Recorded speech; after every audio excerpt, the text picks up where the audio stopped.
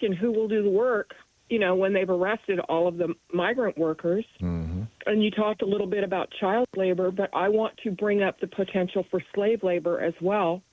The whole country, if Trump has his way, will go Jim Crow. We have right now over 1 million people who are laboring under enslavement conditions because the 13th Amendment allows slave labor if you've been convicted of a crime.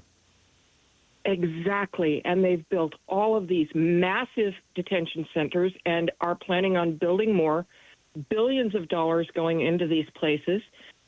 And, it just makes sense that once they get done deporting everybody that they want to deport, they're going to go after black and brown people that are left. They're going to go after Democrats. They're going to go after dissenters.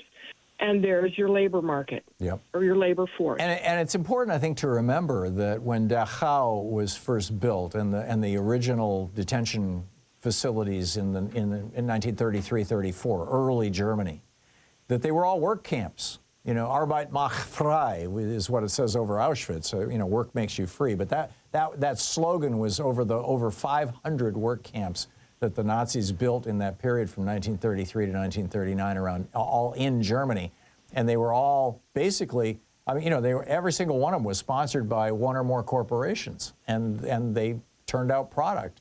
And we've got, like I said, we've got over 1 million people in America right now who are enslaved, who are producing product, who are producing clothing, furniture, toys. We make a lot of stuff in our prisons in this country. You're absolutely right, Sean. You're absolutely right. Yeah.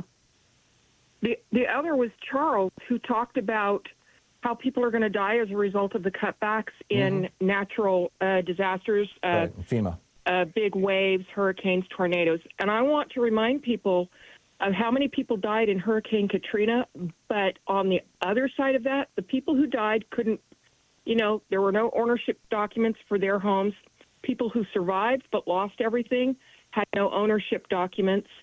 These natural disasters, fires, tornadoes, hurricanes, can be very profitable because in Katrina, they just went in and condemned whole swaths of previously owned land and homes in the Ninth Ward that black people owned, and it ended up going into the hands of the wealthy. Yep. So there's always an ulterior motive, and it's always money and racism and misogyny. I mean, it's so basic, but it's consistent. And I mean, this is Naomi Klein's disaster capitalism on steroids.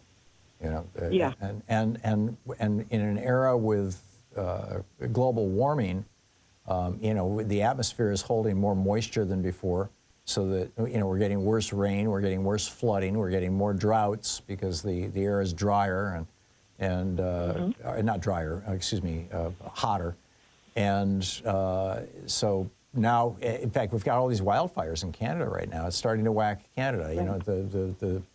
The frost lines are moving north. And in fact, in Wisconsin and Minnesota, I think right now they've got air quality alerts going on because of these. And this is climate change. And at the same time the climate change is happening, the Trump administration wants to gut FEMA and the Weather Service. It's crazy. Sean, thank you. Thank you so much for pointing those things out. Well done.